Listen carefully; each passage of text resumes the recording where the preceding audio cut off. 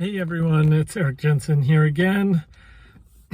Got lots going on in the world of sports. We've got the Final Four is set. Duke, North Carolina in a championship that's never happened before in the tournament. So that should be exciting. And then there's also Kansas, Villanova. So obviously all my predictions were completely wrong throughout the entire tournament.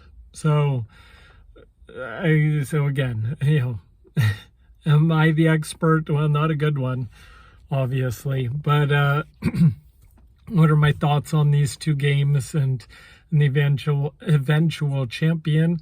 I do think Duke is better than North Carolina, although North Carolina has been playing just really good basketball recently. I still do think Duke is going to come out on top. I think it's I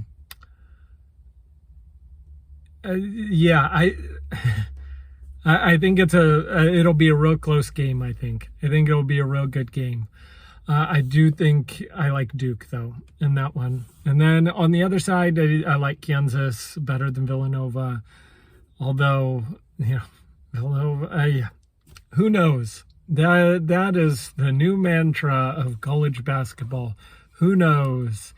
But I do think it's funny. I mean, of all the teams that made it, it's basically all, really high seeds, and then North Carolina, which is a blue blood anyways. So it's not shockers here that are in the Final Four. It's just sort of shocking almost, that some of the one seeds didn't make it to the Elite Eight. And I don't know.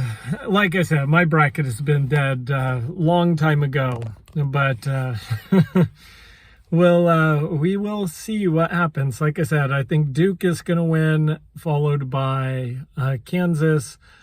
And then in the championship game, I think Kansas will pull out on top. So having said that, it'll probably be Villanova and North Carolina that win.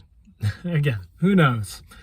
I think the one thing I will say is I think there are four really good teams. Should be really exciting basketball. Much better than anything you get in the NBA, even if you don't have the talent that NBA teams have.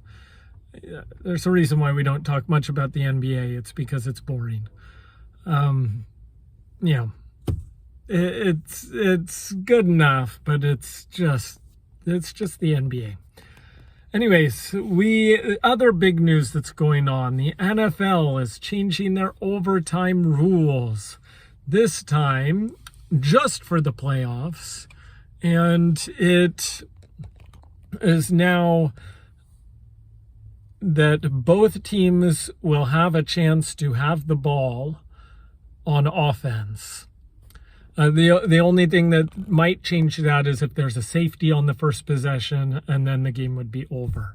But other than that, it's each team gets one possession on offense, and then it's sudden death. Which, it's okay, I guess. The weird thing is that they're only doing it in the postseason and not for the regular season, meaning they don't care about the regular season games, but they do care about the postseason games. Now, I don't think that's the big issue here. There are sports and things that do things differently in the regular season versus the postseason. You look at hockey. Hockey, they do 3-on-3 followed by a shootout in the regular season. Once the playoffs comes around, it's sudden death overtime of you're just playing another period until someone scores. And you keep playing until someone scores. So that I think is all right.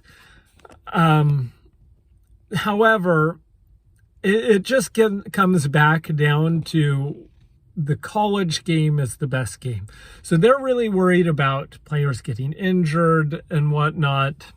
And I do think that there are some sports that lead to needing to have some sort of quicker end to the game.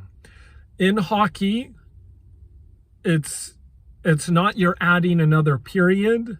You're adding another period until someone scores. Now, there has been overtime games that have lasted more than an entire another game. I know the Anaheim Ducks had one of those before, and those are crazy. And it doesn't normally happen. And by the end of like the second game, those skaters have just got to be dead. I don't know. But I think that's okay because it's sudden death. You're playing until someone scores.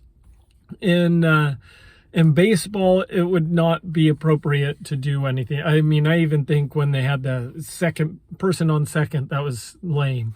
Just keep on playing. I mean, it's a slow enough game, whatever. Keep on going. Then we've got the soccer, which you play when it's an elimination game. You play 2 15-minute periods, extra time, and then it goes into penalty kick. Again, this makes sense because you're running just so much in soccer. And you only have a limited amount of substitutes that you can only make once, that it makes sense. After a little bit, you're going to need to end the game somehow. And so that gets us to football and why college football has the best playoff, because they have the same issues there. Football, while you're not running like you are in soccer, you do need to end the game because of injuries. And the more I think about it, the more I really like what they've done, the recent change in college football, because it used to be with the overtime, you start on the 25, each get a possession, and you just go until there's a difference in the score, which led to some very exciting games with like 8 overtimes. It would be like a 12-12 tie going into the overtime, and the score would be 77-76 at the end of the game, which, it was very entertaining. But I can see why what people that were concerned with stats or that stuff, all of a sudden you have 1 touchdown and that turns into like, oh, I had 7 touchdowns in the game. So, I can see that. The purists and that sort of say, oh, that's not good enough. But when it comes down to it, football is, you've got 11 guys on one side, 11 guys on the other, and you're trying to stop them. I used to be a fan of like the college system, but then maybe start at the 50-yard line, and they've completely changed it, because after starting in the third overtime, now you have to just do 2-point conversions, and I almost like that better, because the stats will completely go down in a way. You won't get obscene stats, and the 2-point conversions, they're not counted as touchdowns or anything like that. And really it is football. It's not the normal game of football, but it is football in its essence. You're at the 2.5-yard line. You're trying to get in, they're trying to stop you, and then it's the other team. Each team has a perfect chance to match the others, especially in the college system now when it gets into the third. I mean, it's just one play. Someone is going to break. And so really, I think that is, I really like what college football has done in their overtime. Now, granted, losing that, it would be just awful, but I really like that. Whereas the NFL, they're trying to, I don't know. If you wanted just pure football, then play another quarter. Like this, giving each team possessions, I don't know. There is going to be strategy on, do you want to kick it first or kick it, or receive first? Because if you kick first, then you're going to know what you have to do. If they get a field goal, a touchdown wins it. if they score a touchdown, you have all 4 downs to try and get a touchdown. So it's still changing. Oops, drop my camera there. It's still changing what's going on. Like when you get into overtime, you're trying to find a winner. And to me, the college does it best. What can I say? All right, other things going on. Baseball's in spring training. Basketball's almost ready for the playoffs here. LeBron, we'll see if the Lakers make it to the playoffs. They're only like a half game up on San Antonio. I'm really hoping San Antonio catches them and keeps them completely out of the playoffs. That would be pretty funny if you ask me. And then hockey. We are almost ready for the playoffs. Some of these teams that have made some of the moves are pretty darn good. Pittsburgh just scored like 11 goals in a game. Boston's really looking good. So some of the teams that made moves, I think, really have improved.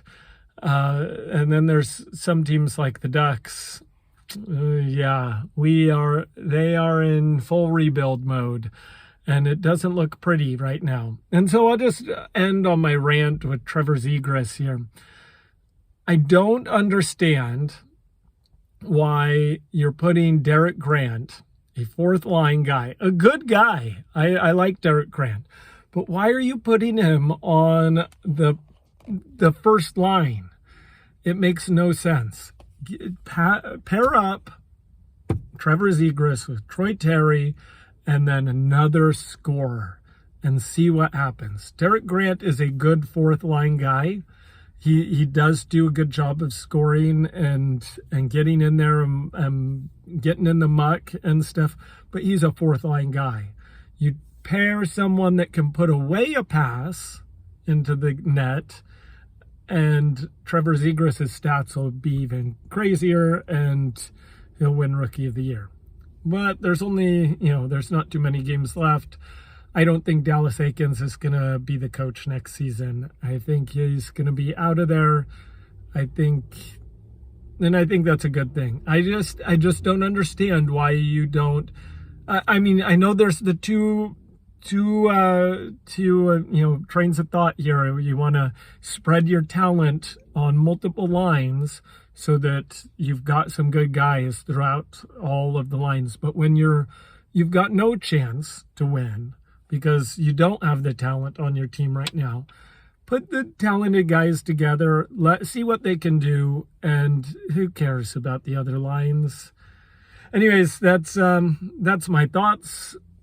Oh, I forgot one other thing. International soccer. U.S. looks like they're all but in. The only way they're not in the World Cup is if they lose by like 7 goals or something crazy like that, 6 or 7 goals. Sweden, unfortunately, lost to Poland today, so they're out of the World Cup. So we're in the last little bit of World Cup qualifying. Should be fun stuff. Anyways, have it so good. Bye.